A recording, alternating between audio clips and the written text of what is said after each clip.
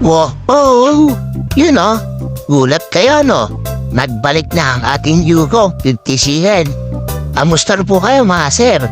Medyo busy po kasi kaya po hindi tayo nakagawa ng video. Okay, for today's video po, papakita ko po sa inyo kung paano mag-script ng daan. Magtatanggal po tayo ng alikabok. Lilinisin po natin itong daan. Okay, tara mga sir, umpisa na po natin. Ganito lang po ang gagawin natin position sa ating bucket. Yung stick po natin ay tutulakan po natin para po mag-boom down na po siya. Pero po hindi natin isasagad ng baba. Magtitira lang po tayo ng 2 to 3 inch. After po yan, yung stick po natin ay tutulak lang po natin pa kanan. Yan naman po ay para sa bucket. Para po tumapoy siya. Yuyuko po natin yung ating bucket. Pakiramdaman nyo lang po pag nakasayad na. At okay na po yan, pwede na po kayo sumuro. Mas maganda po isuro pagka po ganyan ang posisyon ng ating bucket. Sigurado po na puro alikabok lang po talaga ang inyong matatakot. Okay mga sir, tara po, samahan niyo ako. Ipapakita ko po sa inyo kung paano ako mag-script at magtanggal ng alikabok. Sa mga baguhan po naglo-loader, sana po makatulong to sa inyo. Dagdag kaalaman lang po ito. Ayoko lang po sa inyo, kapag na-descript ko kayo ng daan na tambak lang at lupa, dahan-dahanin nyo lang po. Sigurado po yan maraming nakalubog na bato. Kapag nasudsud nyo po yung bato, sigurado po masasalta kayo. Kaya mas maganda po dahan-dahanin nyo lang po para po maging safe kayo at maging safe yung bucket nyo. Ganito po ginagawa ko sa stick habang nag-i-script ako. Ilalaro-laro ko lang po yan. Conforme po ako sa mga masusudsud nyo. At kung may mga bato, boom up nyo lang po ng konti. Boom up. Pagka nagpasin nyo na po yung bato, boom down. At kung kumakain naman po ng lupa yung bucket nyo, i-stick nyo po, tulak nyo lang po sa kaliwa para po tumakot ng konti yung bucket nyo. Maramdaman nyo naman po kapag kumakain ng lupa yung bucket nyo kung ibigat po yung tulak. Pakiramdaman nyo lang po at tignan nyo lang kung mabuti yung i-scriptan nyo. Para po malaro nyo yung stick nyo na ayon sa i-scriptan nyo. Lalo-lalo na po pag nag-i-script po kayo. Paalala lang po talaga. Dahan-dahan lang po. At pag nasardak po kayo, sigurado po masasaktan po kayo. At yung bucket nyo po, sigurado magkakatama. Lalo na sa malalaking bato. Okay mga sir, samahan nyo lang po ang mag-script. Panoorin nyo po hanggang dulo. Watch lang po kayo dyan.